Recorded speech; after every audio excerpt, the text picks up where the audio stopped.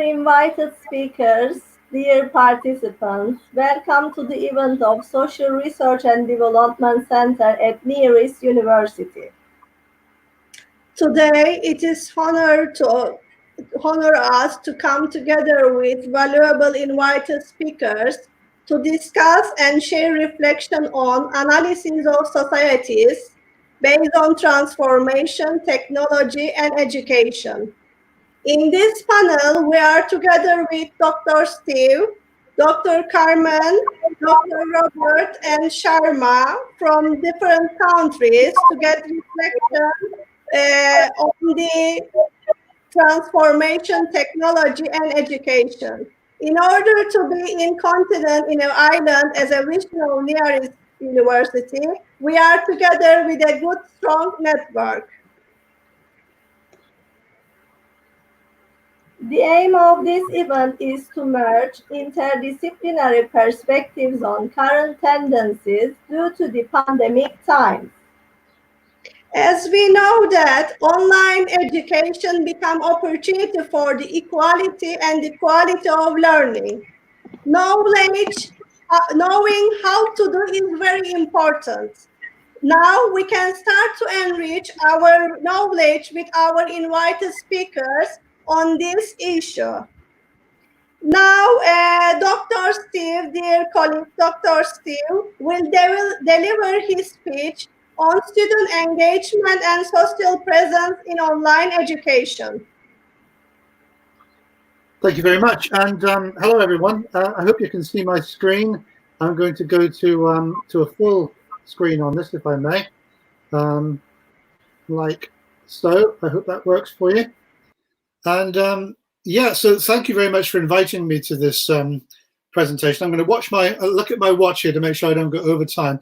Welcome to the new normal. This is a strange situation where people can no longer meet together like the ones in the picture here.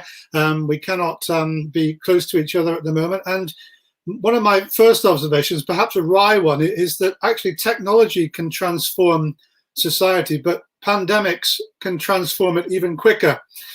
Because it imposes upon us very quickly a set of rules that we have to follow. And that means social distancing, it means being remote from each other, and it means that schools, colleges, and universities and teachers within them have to really kind of think in new ways about how they're going to approach education. And what have I been doing during the lockdown? I've been staying home here. This is day 63 for me, I think. And so one of the things I've been doing is writing new courses, because although I'm not a nurse or a doctor, I can't be on the front line fighting the virus like my brother and sister can do. But what I can do as an educator is try and help teachers to understand the idea of how to support online learners. So I've written 5 new courses, which you can find at that address there, and they're all free. So please feel free to use them or pass them on to people that you think will be able to use them on how we can actually transform our pedagogy through this new crisis that we're facing at the moment. Here's the problem, and here's the kind of solution. This was from this morning's BBC news item.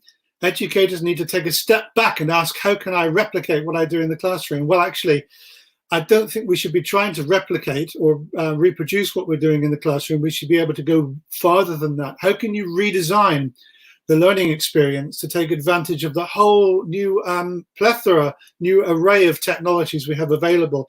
How can we create full learning experiences and not just the delivery of education or the delivery of information?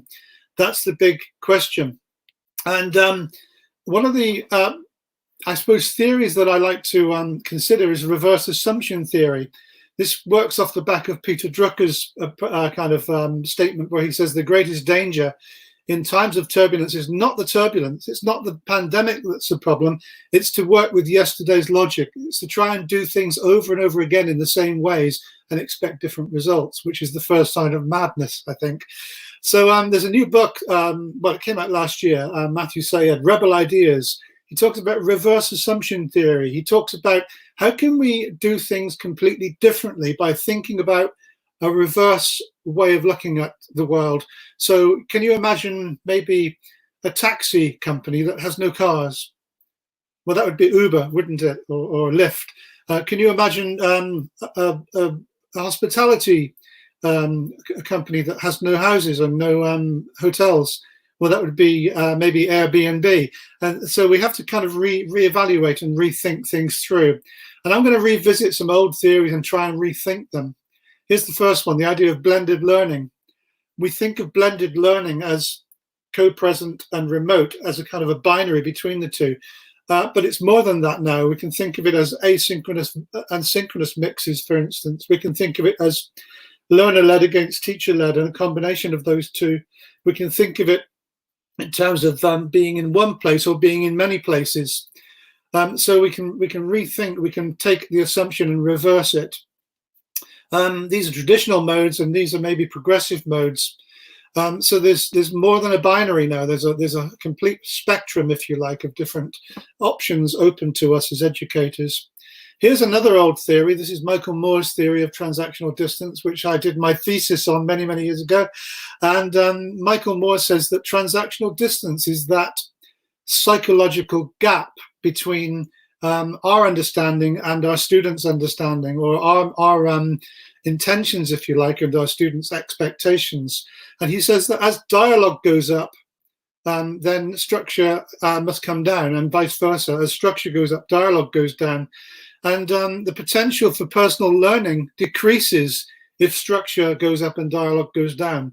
And of course, the transactional distance also increases as structure goes up. So what can we do to maybe reduce the structure and stop just delivering content and start helping students to create their own experiences? Well, there's two areas that my research showed. One was that dialogue has two possible dimensions to it. One is social presence, and the other is immediacy. And I'm going to uncover some of those for you in a moment.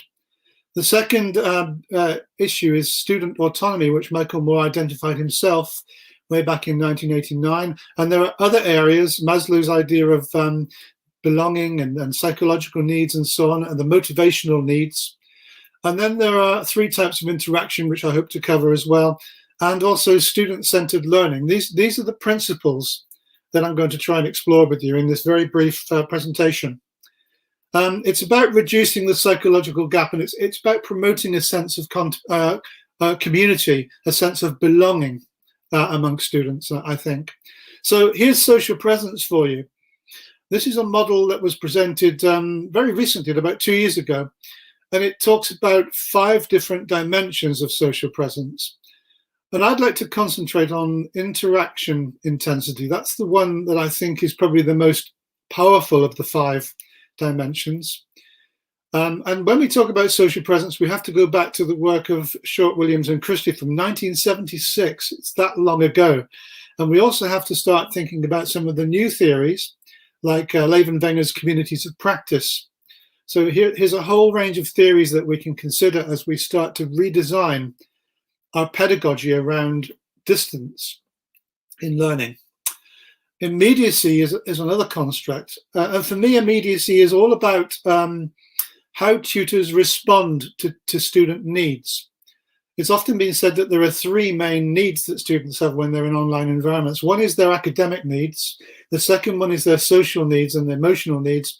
And the third one is technical needs.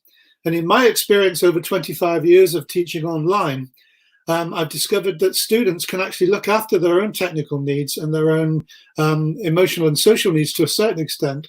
You don't need to have to concern yourself too much about that, but you do have to worry about the academic needs. And if you want to discuss that more, that idea, then the work of Patricia Carnwell from 2000 in Open Learning Journal is a good start for that. But it's about responding to students quickly. It's often the case that when a student has a problem, they will email you or they will try and connect with you because it's urgent for them, and it's a barrier that is stopping them from learning in some way, and you really need to respond quite quickly to that. So I try and respond within 24 hours, and usually I try to respond within the hour if I can, so that students aren't being stuck in the problem.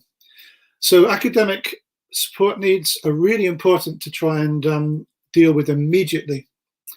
And Michael Moore talks about the 4 types of interaction. Well, 3 types, in fact, there are 4, but he talks about 3. The first is the learner to teacher interaction, which is vitally important, which I've just mentioned. The second one is actually quite an interesting one because it relates to the learner's interaction with the content. And here's where we can start to redesign online learning experiences for students, looking at what was said at the beginning about redesigning, looking at the affordances of technology, looking at the way that media can be interacted with, and then try and build new experiences for students rather than just pushing content at them. And the third, of course, is an equally powerful interaction, learner to learner.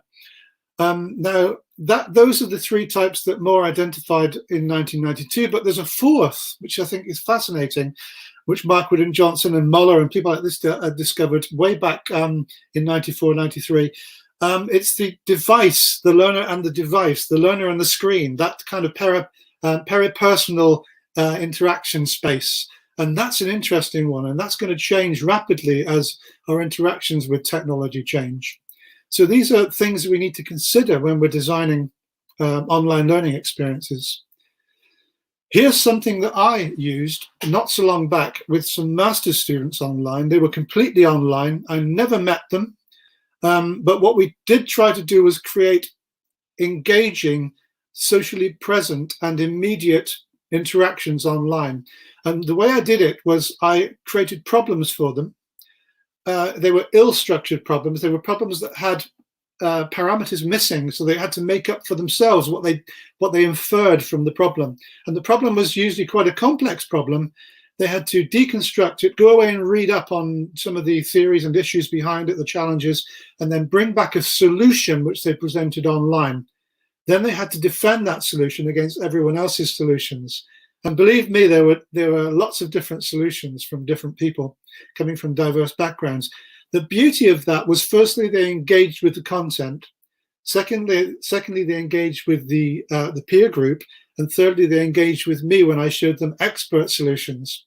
So it was all based around the idea of problem-based learning. And that was a very powerful online method. It went beyond content and into engagement at several levels. This is the kind of I suppose, the structure behind that. You go back to George Wilhelm Friedrich Hegel, who was a German realist philosopher, and he talked about the idea of having an idea or a theory which you then came up against an opposing theory, an antithesis, if you like.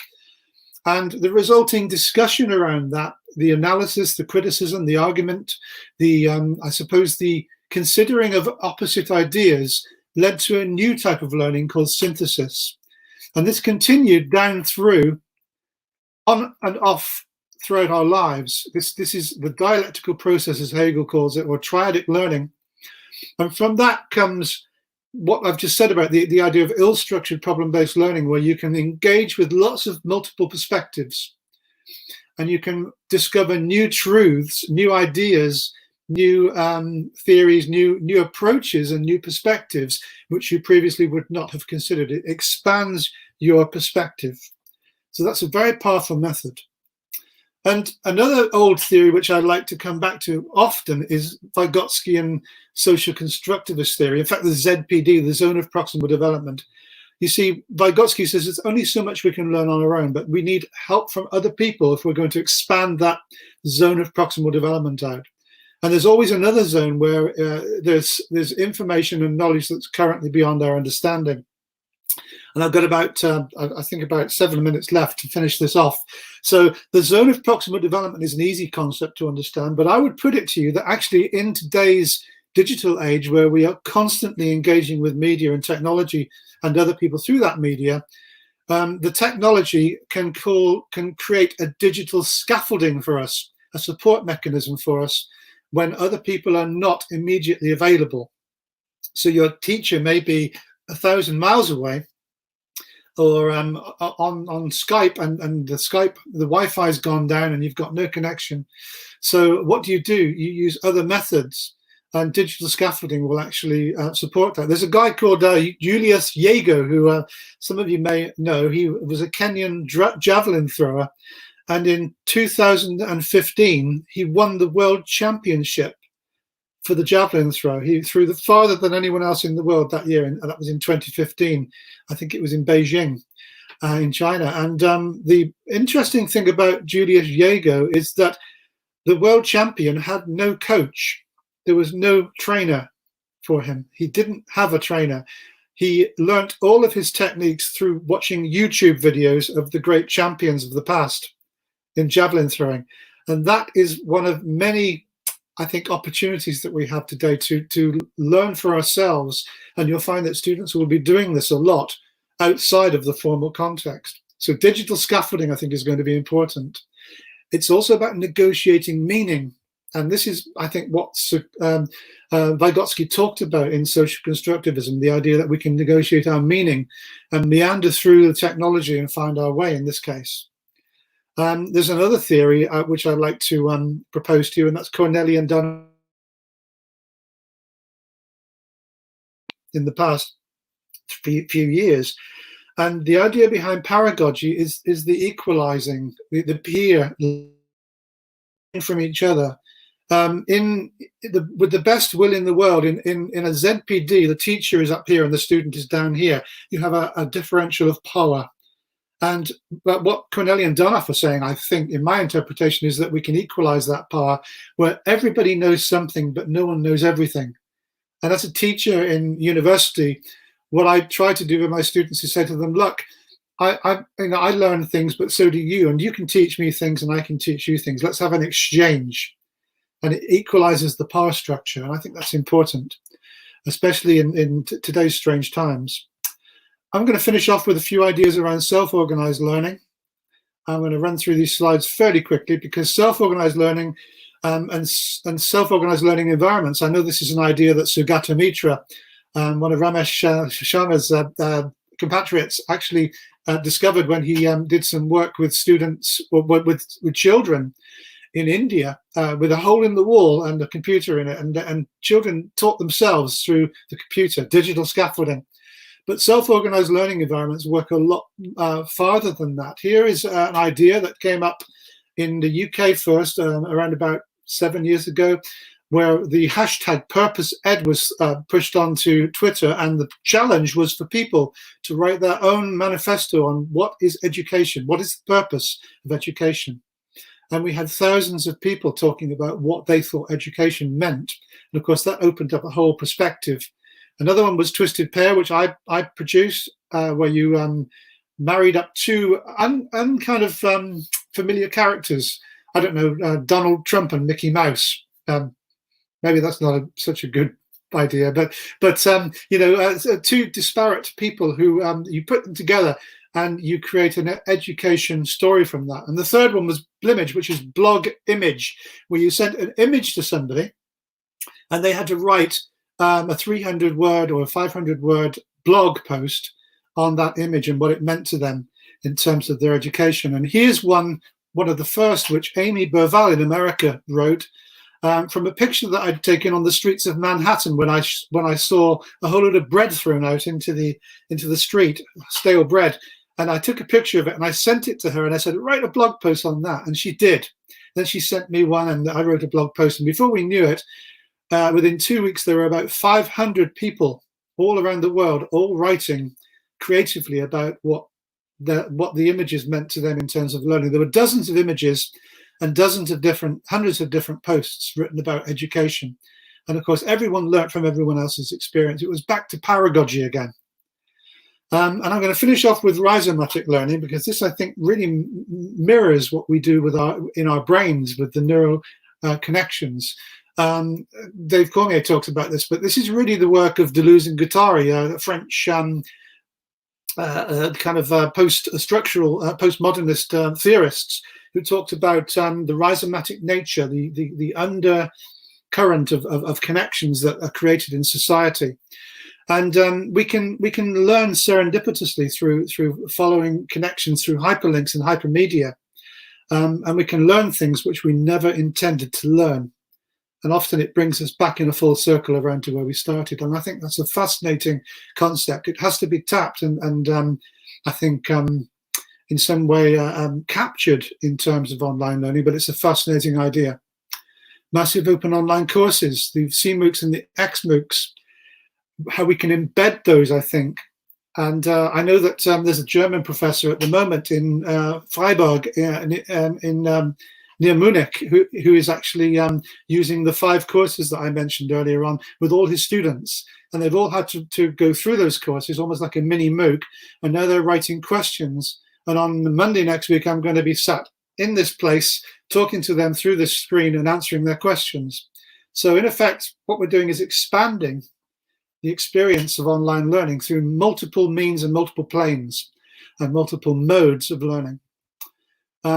It's not content driven anymore with endless videos and Zoom webinars and online materials. We can go a lot farther than this, say, Lee and Rolf.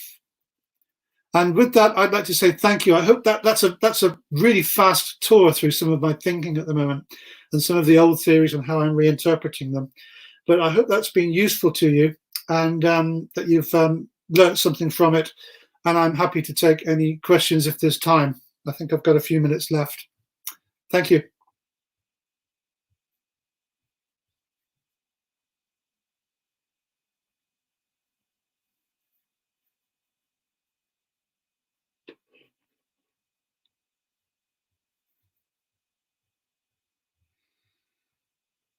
So are there any questions?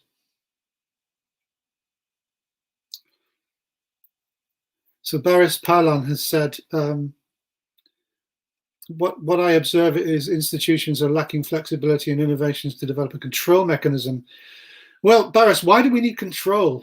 I mean, that's a big question for teachers everywhere. Why do we still wish to control everything?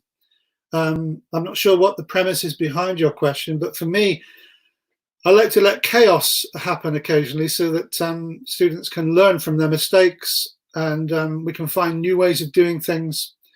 You know, for me, there's nothing wrong with a bit of chaos now and again and a bit of loss of control. What do you think? Could take a drink of English tea.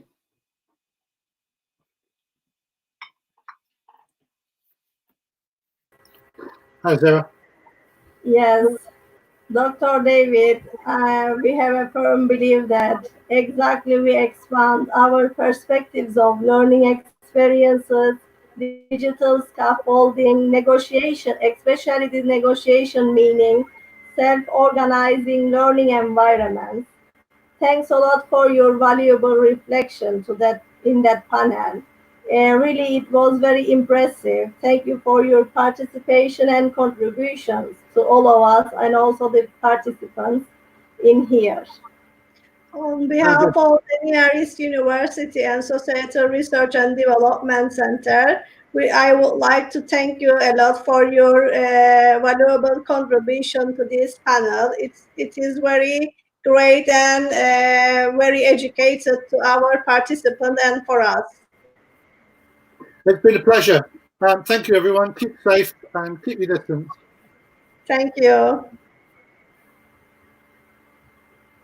Now, Professor Dr. Carmen will deliver her speech on MOOCs and open education resources and the blockchain. Social Research and Development Center has unique members from all around the world, and the Dr. Carmen is one of the great examples for us, and she is gonna tell more about MOOCs, open education resources, and blockchain.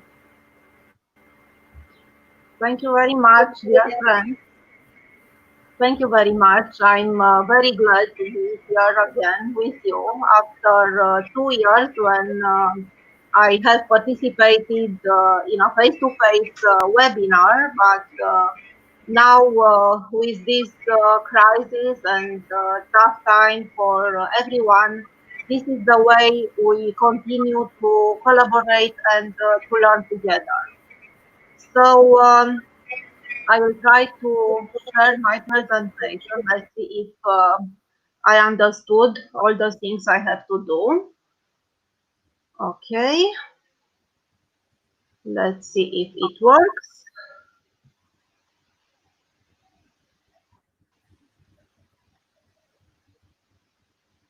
I hope You can see the first slide of my presentation. Here is a picture in one of the parks of my city. Timișoara is in the western part of Romania. It is called the city of parks. It's a beautiful city, and starting with this weekend, we could walk again in our parks. So I want to speak, to discuss with you during this meeting about how to learn together, how to use the available projects related to open educational resources and MOOCs. Already Steve spoke about this kind of projects in which we can find a wealth of information, and now we can say that all the world is in a way a large school in which all we learn together, and we have to reflect about the things we still have to learn ourselves as teachers, not only to teach, to work with our students, but to learn ourselves. And we can use the two pillars of open education, open educational resources, and MOOCs. Here I quoted the definition that was stated during a very large project in Europe, open education. You can see here the definition. Open education is a way of carrying out education using digital technologies, uh, in which we widen the access and the participants to everyone, and we offer multiple ways of teaching and learning, building and sharing knowledge. Also, open education provides a variety of access routes to formal and non-formal education and connects the two. You can find on the link I put on the bottom of the slide the guidelines in which you will find the dimensions of this open education. Very quickly, I will remind you what means open educational resources, which were defined during a forum in Paris in 2002, and last year it was a redefinition of this term. So open educational resources are teaching, learning, and research materials in any medium that may be composed of copyrightable materials released under an open license. This is very important. We can translate, we can adapt, we can share, we can remix open educational resources. The year when the definition for open educational resources was released was after the year when Massachusetts Institute of Technology opened the courses and the assignments to the public. It was subsite of Meet, open courseware. We can still visit this section of the website of the university, in which all the courses, all the available courses of this top university were accessible for the public. So they could have an image for what means materials from a top university they could learn. We can say that open educational resources range from textbooks to curricula, lecture notes, assignments, so they could be big and little. They could stay on dedicated repositories or on social networks. So each of us can create resources which can then be used and adapted by others. Here it's how the website of Massachusetts Institute of Technology looks today. We can search materials for different topics and subjects. Also, they opened a few weeks ago, similar with almost all universities in the world, a section for preparing the teachers to teach remotely. A central site for open educational resources is Creative Commons. I'm sure that all of you know this site.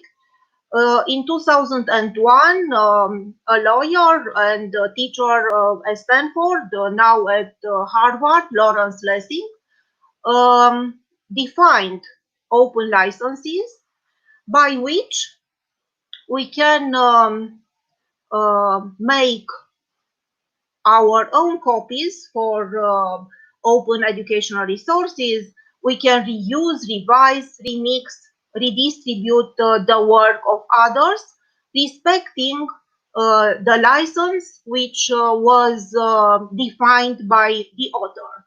On this site, we can search for open educational resources, and also we can share our work, defining the license under which we want to share the resources we create. Also, this site has a section for these closures of schools. So there are lots and lots of resources. It's important to know where to search, and Merlo is such a portal to search educational resources. Then I quoted the result of a very large European project that took part a few years ago, in which you can find different directories for resources. And also I put here an open resource on Padlet prepared by a teacher, containing different directories for open educational resources. How we can create open educational resources: we can find tools on oercommons.org. Also, we can use a large area of tools to create resources, and I put here, maybe you know, a very good directory for learning tools, a portal which is created and updated by Jen Hart, who also organized a top for learning tools starting I think 12 years ago. And you can find the tools used by teachers worldwide during last year. Then there are a lot of projects which were opened during the last 2 months. And maybe the most important is the project of UNESCO. Here we can find directories of open educational resources. We can find the national platforms, webinars, different articles. I quoted the platforms used in Romania, and also at the beginning of this month, the Dynamic Coalition for Open Educational Resources was launched in order to make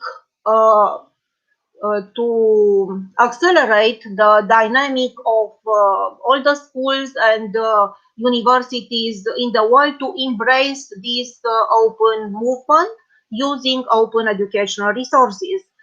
Other projects important open during this month is a special section of the Open Educational Resources University, also a section of Europa.eu, and Google has a special project for teachers. I will go now to massive open online courses. I'm sure that all of you know that the first course, such massive open online course, was delivered by the Canadians George Siemens and Stephen Downes, very well-known experts in e-learning, and the term was defined by their colleague Cormier in the same year. The course started from a master course with 25 students, but then more than 2,000 participants worldwide participated in the course, becoming co-creators of the course, the content, the communication, the collaboration being distributed on a lot of platforms and social networks. So starting from there, a lot of projects and special platforms for MOOCs were developed. Here I quoted many of them, the biggest ones. I'm sure that all of you know edX, Udacity, Coursera from United States, also FutureLearn from United Kingdom, the biggest project in Europe, in which the most massive open online course was delivered. There were more than 440,000 participants in a course preparing the participants for exams for English language. We can find many thousands of MOOCs by searching on the directories, Class Center, or MOOC list. Then there are many European MOOC projects, and I quoted here the definition which is accepted in Europe. And also I want to mention the fact that 3 years ago, the European MOOC Consortium was created. It consists of many European organizations.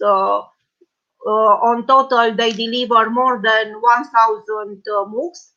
And right now, they have a very interesting project related to micro credentials on blockchain, which in a way is a key priority in Europe.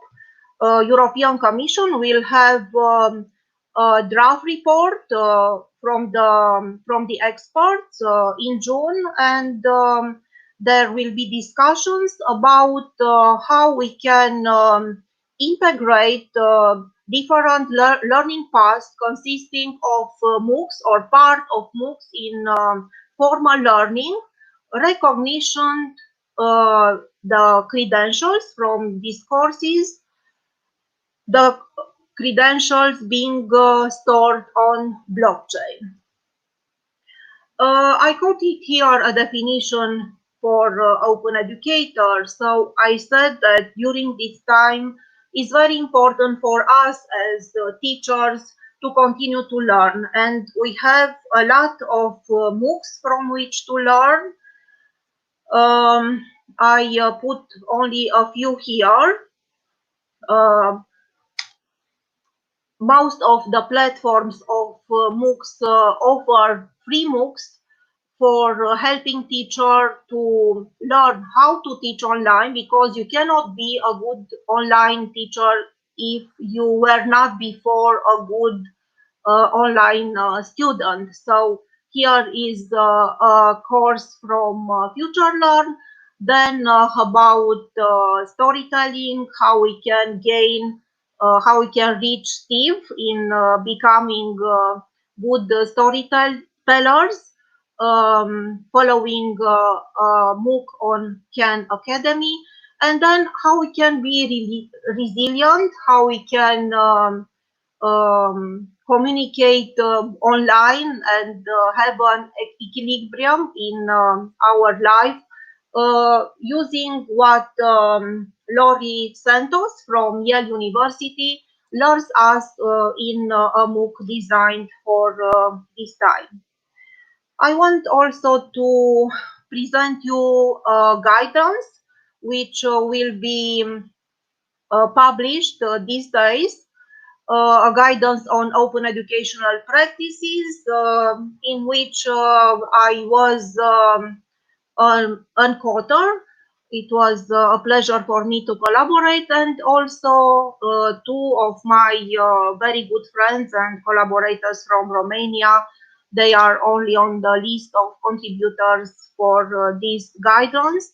I kindly invite you to browse it and to learn about open educational practices. I want to say thank you, and I hope I could bring uh,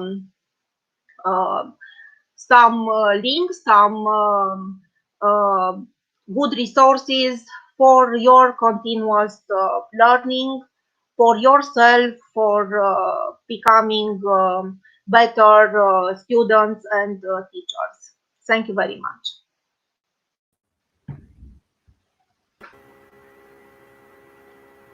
Dear Carmen, thanks a lot for your valuable reflection. You made a great statement to the universities to care on the open licensing and open education resources implications to the future research. It was very good and great for mentioning this. Also, it is very important to make a project on this. We know that you are a great academic and researcher on this area, and we are very lucky to share these experiences in this platform. As the support of the nearest television, great support of the nearest television, we are learning together and acting together to enlighten our vision for the future of education. Now, I would like to give a turn to the Dr. Robert to deliver his speech about collaboration and pedagogy in his field. Yes, dear Thank, Dr. Robert. thank you. So, hello to everyone. First of all, I wish to thank to the nearest university to organize such event, especially special thanks to Fahri and Zera, and also for the technical support. This is sometimes very important. Without this, nothing works. My intention is to present a bit the changes of students' behavior and also from the staff at the university in Slovenia, which was caused by the pandemic of coronavirus. I choose the title for my talk, Lonely and Connected in Educational Science, because I'm coming Faculty of Natural Sciences. I'm physicist. I'm doing my research, among other fields, also in the education, and there I'm specialized for teaching science subjects. While and connected in the time of pandemic, we were by using different information and communication technologies, we were strongly connected. On the other hand, everybody was very lonely at home, sitting at home, doing the best he or she could. And there were a lot of problems.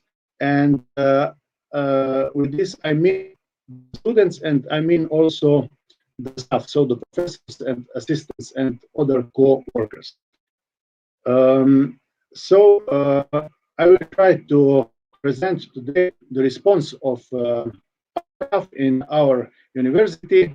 I can believe that it was similar also in other universities, normally in Slovenia, but probably also elsewhere. I need to emphasize that I'm also a member of the research team of the Social Research and Development Center near University, near East University. Let me briefly introduce the educational system in Slovenia, which is not so typical like in other countries. So till the age of 6 years, our children are going into preschool education. From the age of 6 till the age of 15, there is 9 years of primary school. After this, they're going to secondary school. There is huge variety of different programs, and just out of some programs, enter into higher education, and there is normally again huge variety of educational programs. And I will speak about the response and the changes in the behavior of teachers and students on all levels. I will focus mostly on higher education.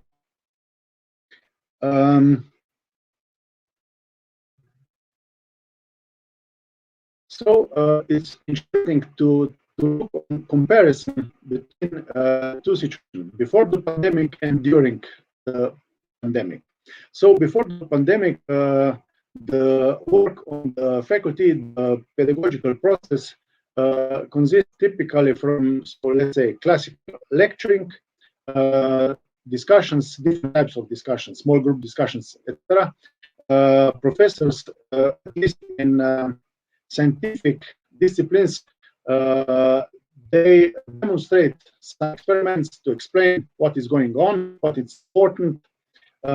We use our text, not just in the books and on the paper, but also on internet and some devices. For scientific disciplines, it's very important to use different graphical elements, for example, formulas, mathematical formulas, graphs, stations, tables, something like this. And normally very important is the laboratory or practical work and some measurements inside of the lab of the faculty or outside, so let's say field work. At all these activities, the ICT was included more or less.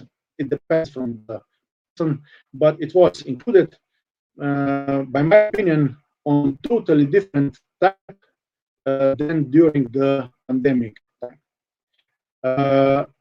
I need to say also that for 2 years we have in Slovenia one running project which includes all public universities, not just the University of Maribor, and it's oriented into improvement of teaching on education level. Especially is oriented into innovative methods, innovative approaches. We are doing mostly in the field of problem solving and field classroom, field learning, and something like this, and student-oriented teaching. By our experience, the ICT is very good to achieve lower levels of knowledge. It can be done also almost without a teacher. But for achieving high levels of knowledge, the teacher as a person, so a living person, is necessary. Normally, the students and the teacher should use the technology, but the person is important. Our teachers make a mistake. They use too much time to achieve lower levels of knowledge by teaching them with classical lecturing instead of using ICT, because the students prefer using ICT. They can look in instructional video or lesson, just this part which they still don't understand, and sweep over to parts which are again interesting to them, not losing the time with this what they already. However, we try to encourage our staff to do more student-focused, student-oriented teaching, not just teacher teaching. So before the pandemic crisis, there was a lot of using different tools to send the content. Typically, it's PowerPoint, Microsoft PowerPoint, different audio, video, and what for scientific discipline is very clear. We use a lot of simulations. We use coding. We program some simulations using still using Java applets are called fiddlets and so on. So the practical work, this is mostly oriented in collecting data using computer, so that the experiment is executed by using computer, using different sensors, and the student collect data. Then they analyze data and make interpretation of the results. And in the last time, we are using also mobile phones, smartphones, because they included a lot of different sensors inside of the smartphones. The third part is communication. Typically, it runs over emails, some files and folders transfer, different MOOCs already, and also for some conferences, so not just for teaching, but also for some meetings of staff. We use different communication tools. And when I'm speaking about the time there in Slovenia, you see that on the beginning of March, there were cases in Slovenia. After 10 days, we had some crisis meetings to set decisions. In 2 weeks, we need to teach our university staff how to use the used application. So on the university level, we decided to use Microsoft Teams. This was not so good for the teachers, but it was very good for the students because we used the whole university used just Microsoft Teams, okay, in combination with Mood and other applications, OneNote, Whiteboard, and so on. But for the students, it was very convenient because they have only one core application. But for the teachers, assistants of the university, it was a lot of work. They need to study, to learn about using this application in almost few days. And in this time, we also buy a lot of devices, typically tablets, and send them to the staff. And after the basic lessons about using the application Microsoft Teams, there emerged questions about didactics, how to use it by students. And this was the crucial moment where the people of university who know something about this help to others how to use these applications to do efficient teaching.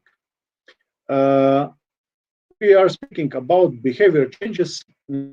I can say that at this time we saw that the people, the university, so the staff were really prepared to help each other without any obstacles. They shared knowledge. They are working during the night all the time with colleagues who need help and so on.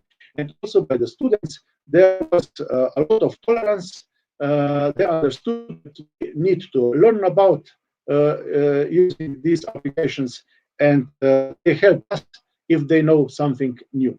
So this was, on one hand, it was hard, and on the other hand, when I'm thinking about the changes in behavior, it was a beautiful time. There was also a lot of enthusiasm on the beginning. Not by all. Probably you have some people, they don't want to change the way of teaching. They would prefer that we don't do nothing till the end of the pandemic, but this luxus we don't have. Just today, we are partly opening the university, so not for everything, but just for laboratory exercises. What was impossible to do in the time of pandemic and in distance learning. So for the end of May, there is announcement of the end of the pandemic, official end. About primary and secondary education, there was not a so unique decision what to use, and from school there was a lot of difference. The schools typically organized emails for the children, and they set the tasks to the children, and this was mostly asynchronous teaching, not synchronical, for 10 or 20 minutes, because the concentration of small kids is not so stable. And secondary education, this was maybe the worst response to the crisis, because the teacher speculated that they have to wait, and after this, the schools will be open and will do. They will promote everything. Later, they will do everything in double. So at university level, in other cities in Slovenia, it was also not unique response, but in University of Maribor, it was decision that everyone needs to use Microsoft Teams, and how I see now, this was a good decision. I will not speak a lot about Microsoft Teams because probably everybody knows it. It includes everything what typically a teacher or a student need. There is a communication, there is possibility to give them tasks, to share documents, and the big problem was the lack of interaction. So on one hand, the interaction is increased. So we're all there, we are connected, you see the video, you see audio, and so on. But on the other hand, you see the non-verbal signs of students. You don't see the communication of students directly. Most of the time, they shut down the microphones, sometimes also the videos, and also if they have switched on, you just see only 4 faces of them, and this is not useful if you have a large group of students. And so we tried to do some interaction by using quizzes, use forms, and similar things. The university used synchronous and also sometimes asynchronous type of teaching. There was some interaction, but mostly by classical types, so using PowerPoint and to explain the content by using this, and also using tablets and use whiteboards to draw, to write, to calculate some tasks for them. Because of the time, we'll switch this part. Just mention that Teams is very open, flexible to include different additional applications into it. By my opinion, we are using 10% of everything, but it's enough for this we can achieve in those 2 months. If on few of distance learning and our expenses, so I can divide this lectures. This was running quite well. Okay, we need to adopt our teaching style to new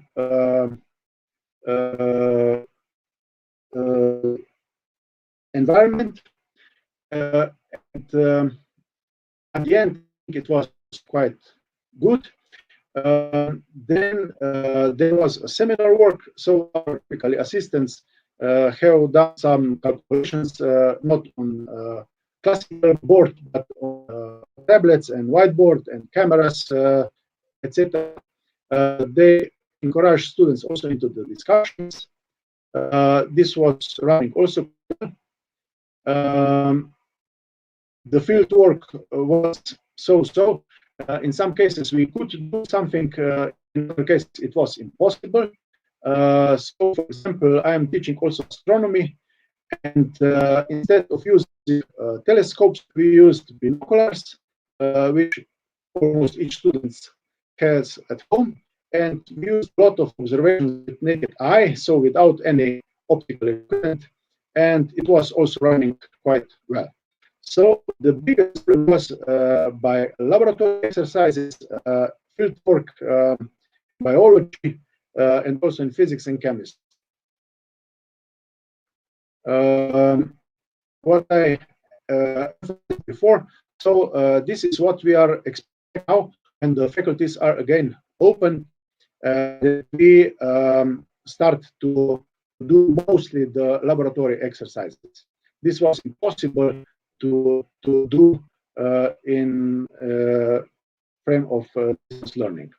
There was some ideas. So the assistant came to the faculty. He switched on the camera. He has done the experiment.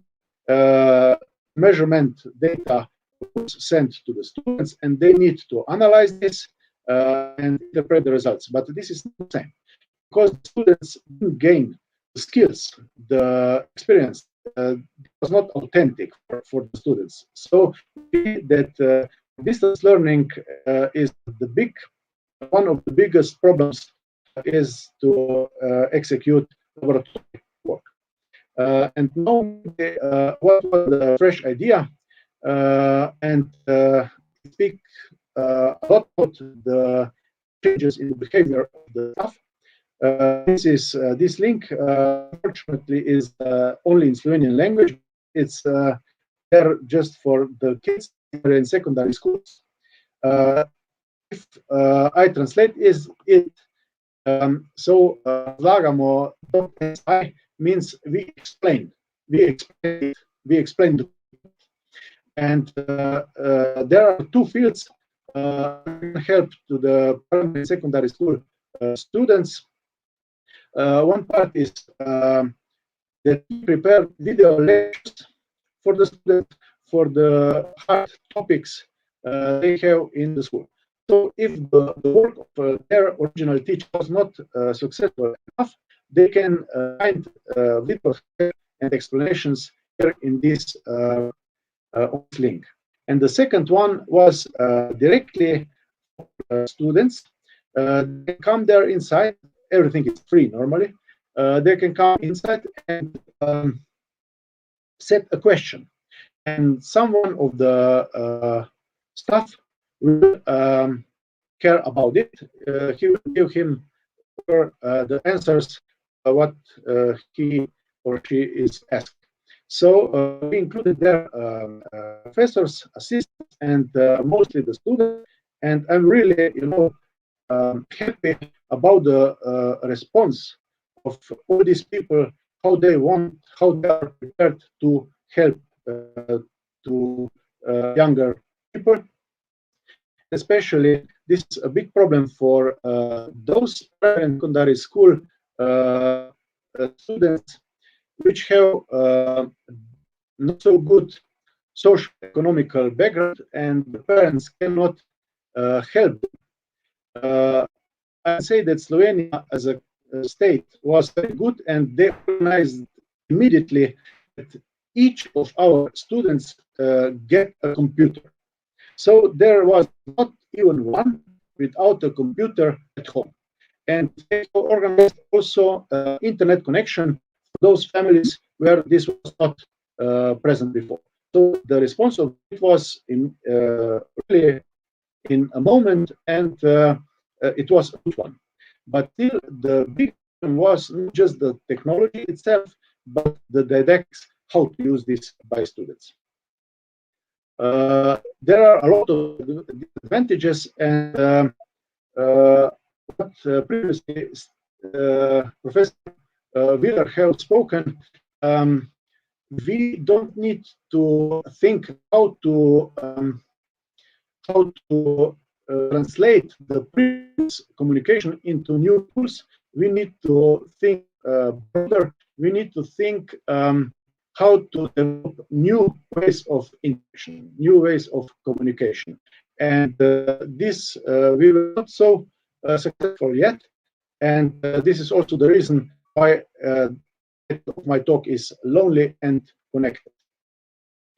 So for increasing feedback, we use different applications, typically Kahoot, Socrative, Mentimeter, and maybe some others also. The big question is still for us how to evaluate the knowledge, how to make exams. It is not so problematic for the part of the subjects, but it's very problematic how to measure the knowledge of students in laboratory skills and laboratory knowledge. So we are in this field, we are happy that the faculties are now slowly opening. What is to expect? That some positive changes in behavior will remain for later. One of them is that the teachers and the students came on time to the lecture. They can follow, can collaborate in the lessons, and if they make also video of the lessons, some students can look at it later. Besides the digital literacy, we improved also other competences. For example, entrepreneurship competences by teachers and students. So, for example, how to efficiently respect the time, or how to choose content, what to emphasize, which approach, didactical approach to use, and so on.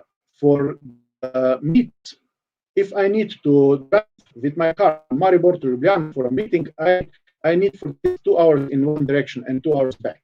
So in this case, by using those digital tools, we don't lose no time for commute. So I think that a clever combination of distance learning and classical learning will remain in our schools and university. That also that this positive, sweet positive change behavior of the students and from the staff will also remain for some time, maybe forever. I hope forever. And we have learned to teach more efficient and more student oriented. It's very hard working, but beautiful learning experience. I hope that the worst will go to the past and the best will remain as a part of teaching procedure also in next months and years. So this was prepared from my side. I hope I was understandable enough, and if there are some questions, I try to answer them. Thank you.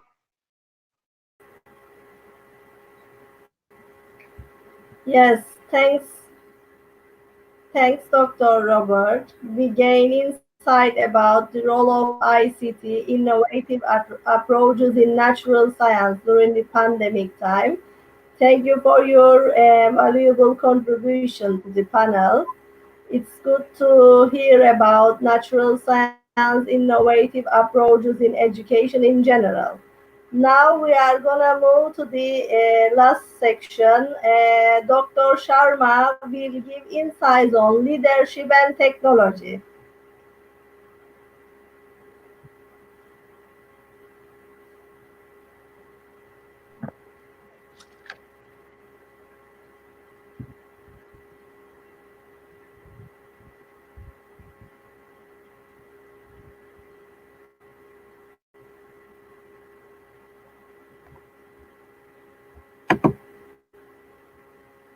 Yes. Uh, let's arrange the microphone. Oh, Okay. I'm Yes, sorry. I'm no, sorry. Yeah, okay. I Welcome hope now. again for Thank you. your once again. It's your turn, Dr. Sharma. We are listening you. Thank you. Okay, thank you so much. Okay, let me just say, I just said thank you both, Faria and Jera, for providing me this opportunity. And it's always nice to work with you on various projects. So thank you so much. Now, very quickly, because the time is already there, I want to just discuss with you that how the digital transformation and the education we are happening in our country, and particularly in this period of lockdowns. Just 2 days ago, we have started with our lockdown 4.0, the fourth stage, and initially at present this will last till end of this month, the May. And just a couple of days ago, the government has announced certain measures on how, because the due to this lockdown, the movement is restricted. It means it is completely stopped, and the education should not suffer. For that, certain measures they have been announced, and particularly the online education, the online teaching, although mostly it is in the form of currently as ERT, the emergency remote teaching. But in India, we have been using online education for quite some time, and we find that we are quite comfortable. We have good, technological infrastructure, and the internet bandwidth is also, I think, around by the next year we will be having up to 60% of the country covered with internet bandwidth. And there are certain other provisions which have been made, like we have the direct to home channels which are offering, and very recently the private operators also to air the educational content. The arrangements have been made. Then we have one national institutional ranking framework through which the various universities they are ranked, and the good universities they have been allowed to create online courses, so that through those courses the students they can get benefited. And it has been recommended that there would be extensive use of podcasts and radio, special e-content for visually and hearing impaired students. It will be more focused on that. So these things they are there. And as we know, this is a global pandemic, and the not only means education is suffering, but there are so many things which we are there. And I'm just reminded of a beautiful quotation. I'm sorry, I don't remember the author who said that, but it's the disaster gave me two things: a movement to react and a decision to overcome. So that way. And long back in 1962, Marshall McLuhan, he said that at the end of the day, the lesson learned was so simple: with online and offline corrections, the world is a global village. And I'm reminded of a paper by Lawrence in 1972, which he presented at the annual meeting of the American Association for Advancements of Science in Washington, D.C., America. The paper was about predictability. Does the flap of a butterfly wings in Brazil set off a tornado in Texas? So similarly, nowadays, this corona pandemic, it's started with Wuhan in China and then spread over all of the world. So we are thinking that just that a butterfly flappings, means replacing it with virus, in Asia can cause a hurricane all around the world. Currently, the global education system, it is in the middle of this hurricane, and these times where we are witnessing developments verily, the times are certainly interesting and strange, but the hope is that lessons will have learned once these things hopefully return to normal. And yeah, I think the chaos theory's butterfly effect is sensitive dependence on initial conditions. Um, there are so many things which are being observed, and one of my friends in South Africa, Professor Mapine, okay, she was also wondering that what will happen when we go normal. Means the kind of things we are there and they settle a little bit down. That all these means sometimes if we note that there are certain bad practices which are being followed. So will the we just fear that they should not become a habit, and then the people they continue with them. So let's hopefully that when things they return to normal, we go. Although there were early warnings to be prepared, and already ongoing interruptions to education with so many disruptions there. But this is the first crisis to occur on a global scale in digital knowledge age. And definitely due to this crisis, various socio-cultural, economic, political consequences, they will be there. In other words, the educational landscape will feel the rush of air from the butterfly flappings to the full extent. The World Health Organization, following this corona outbreak in December last year, classified it as the global pandemic.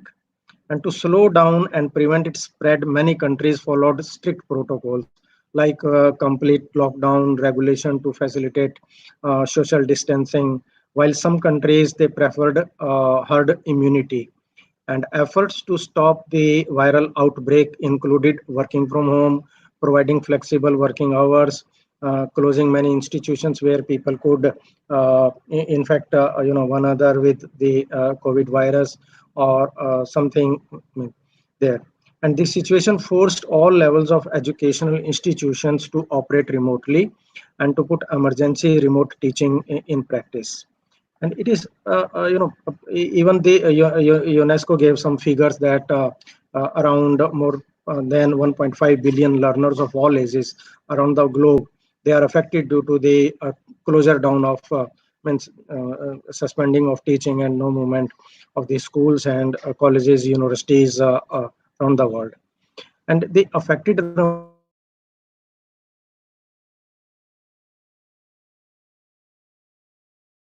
of students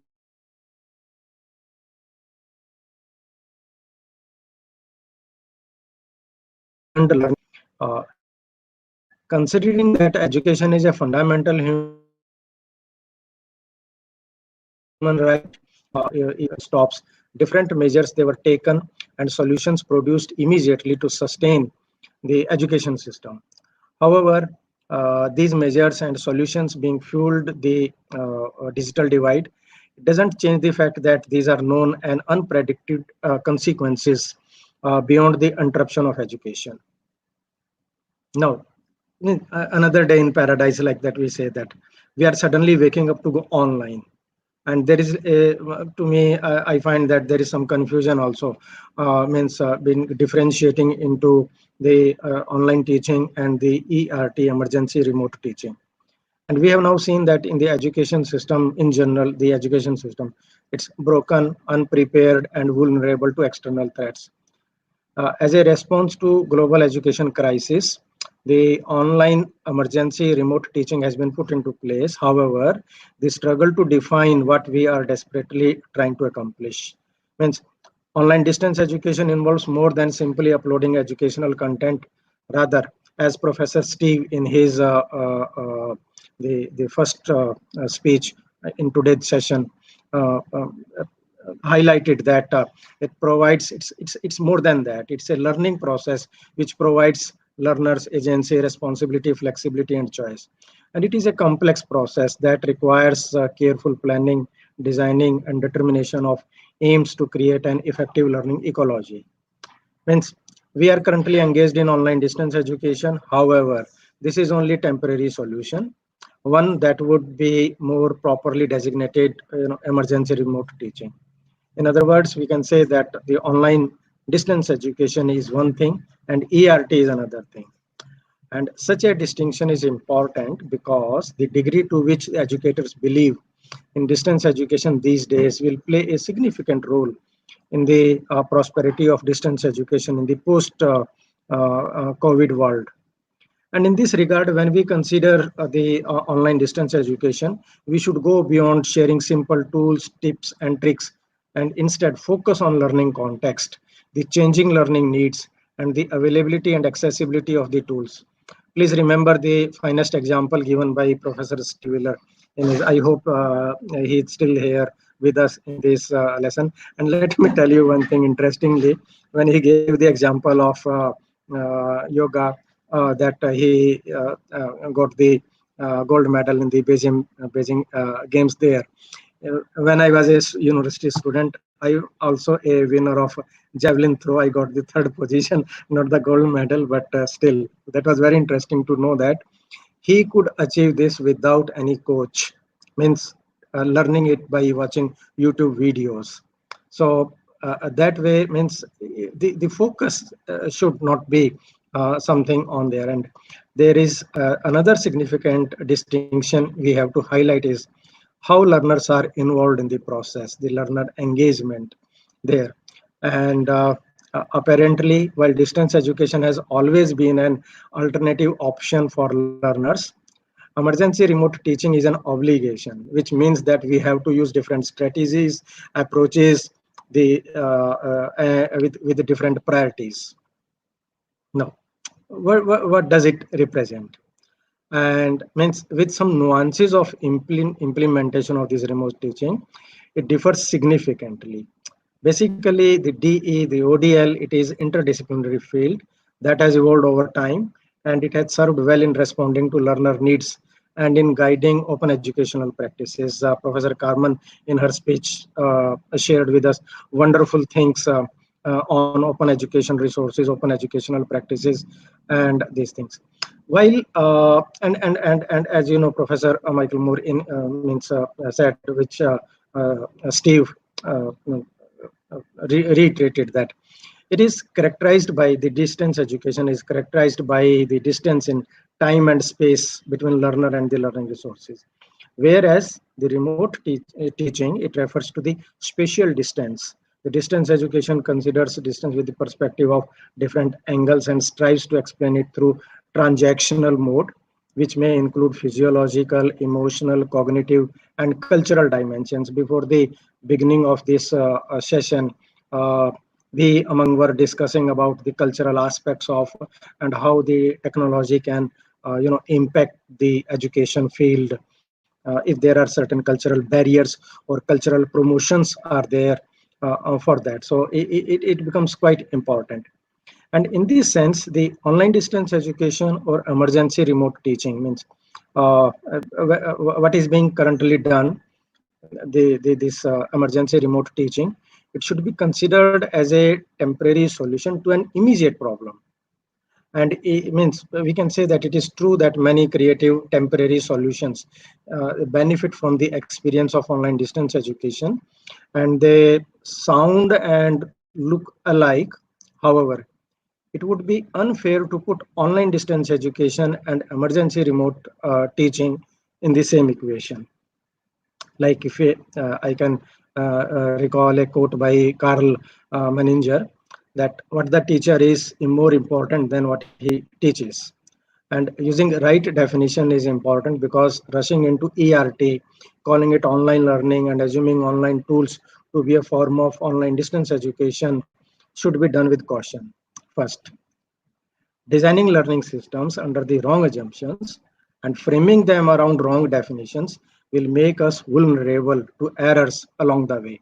We are already in the VUCA world, volatile, uncertain, complex, and ambiguous. VUCA world there.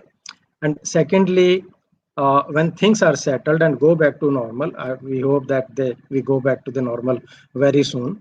What people will remember will be bad examples from a time of crisis and the year of efforts it has taken to prove the effectiveness of distance education. That can vanish all of a sudden.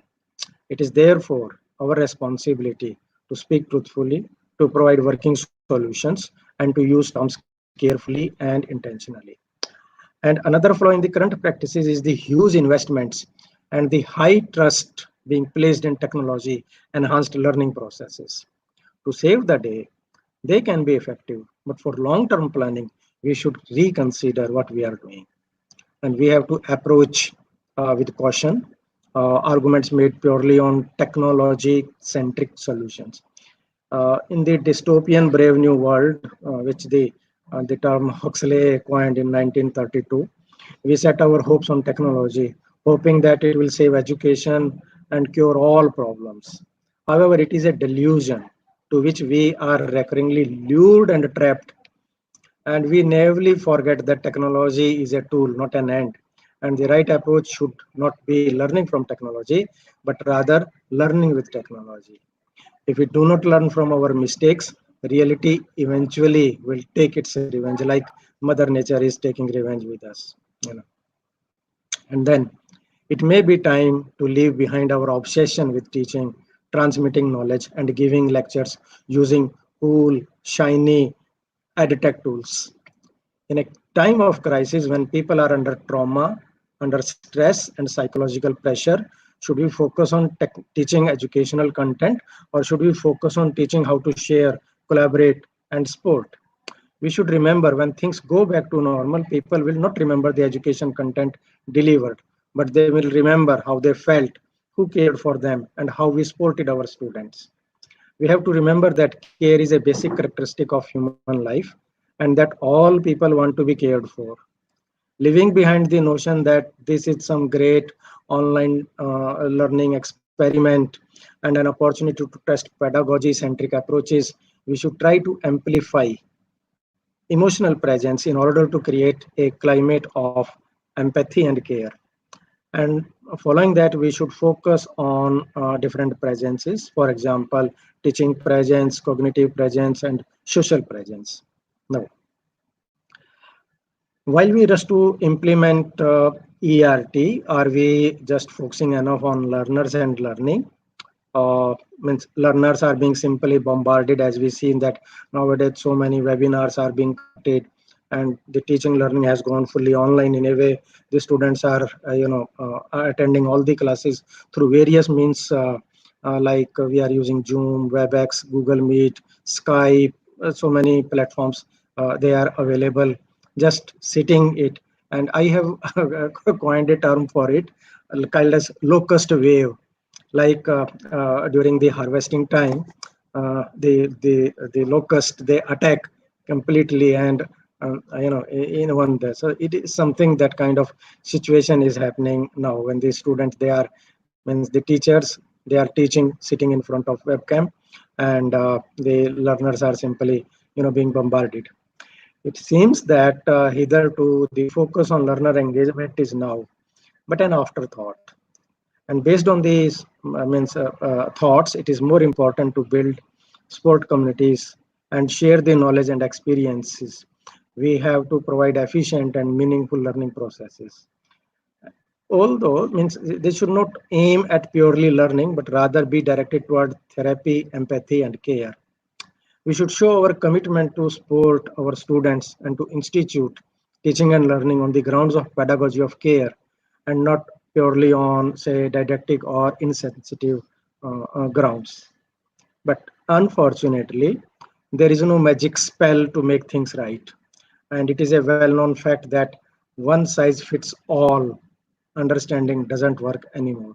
But unfortunately, this is being done. Whatever we have just thought that through this medium, and we are completely going. So either it is the teaching of content, or having some conference, seminar, or webinar, means somehow the one size fits all there. And before putting approach into practice, we have to think about many variables, including target group, age range, technological infrastructure, social or economic context. And it has been, we have seen it, that developing and the developed countries, they are at an advantage in initiating this emergency teaching, but this is not valid for every country. And means if we say that, and for example, the things like as Carmen in her speech just now told, the open educational practices, open educational resources, open scholarship, open data, open science, they earned their stripes during these rough times and have proven that there are mechanisms functioning for the greater good. uh, but sadly, for whatever reason, many countries have already been suffering from interruptions to education. And for many, this is not a new narrative. From a Darwinian point of view, survival of fittest is not acceptable in this case. Means we teach and explain the ideals of universal values and advise to narrow the gaps. But as shameful as it is, we see that the digital divide is still a threat, and many still suffer from unavailable educational opportunities.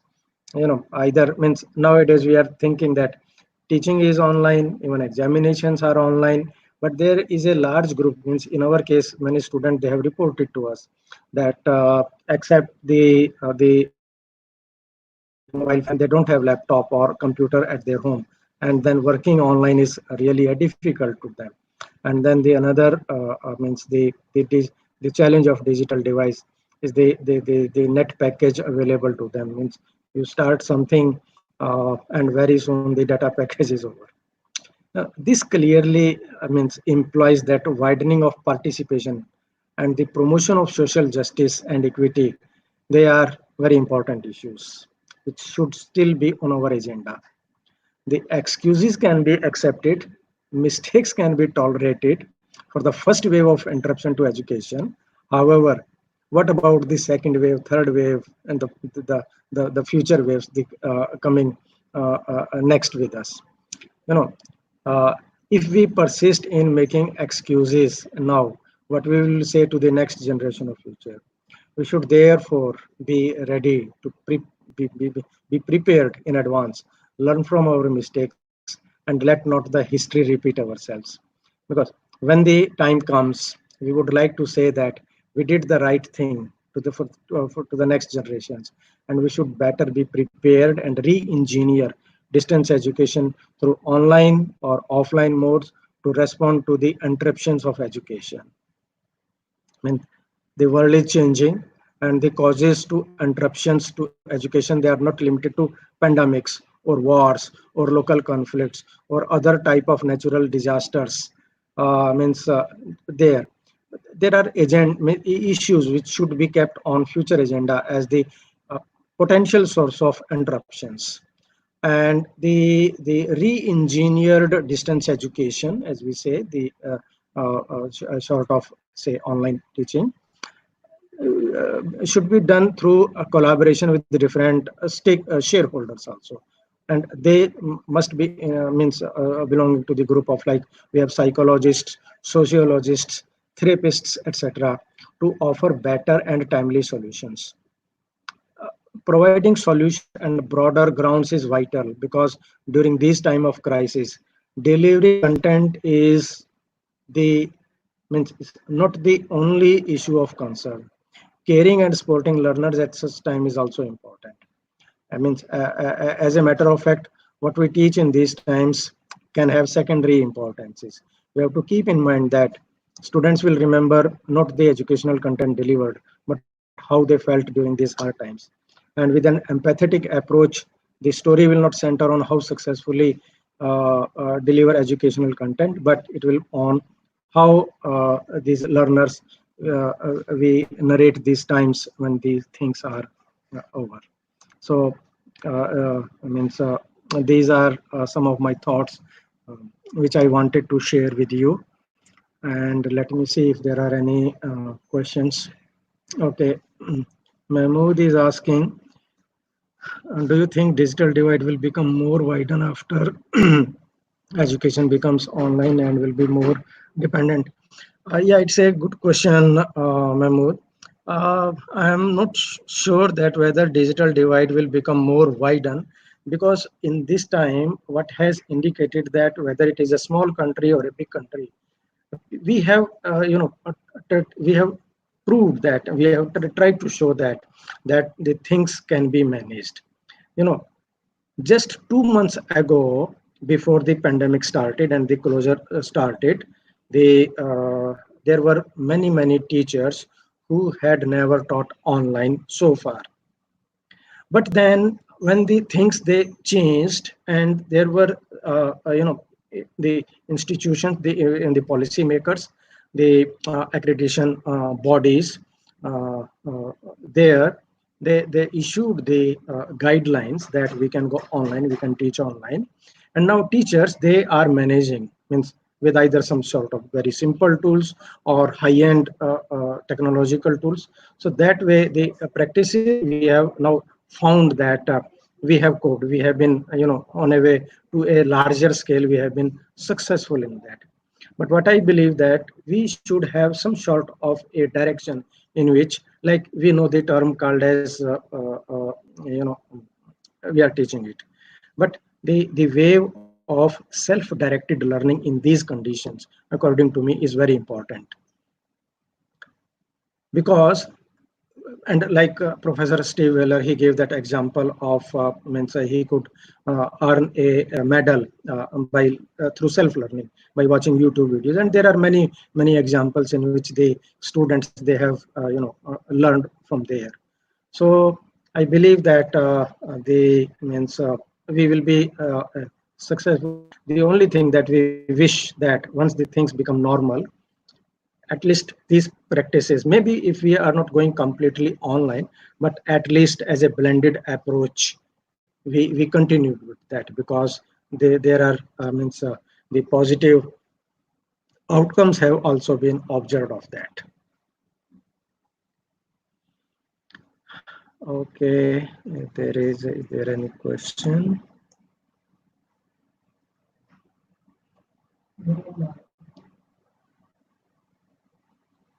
Okay, Parveen is saying that wish to hear something for teachers who are lacking the technical exposure and should be soon into the use technical anyhow. How to plan this transition from no tech to all tech? Yeah, I think in that case, the short of open practices, I believe that they are very much useful.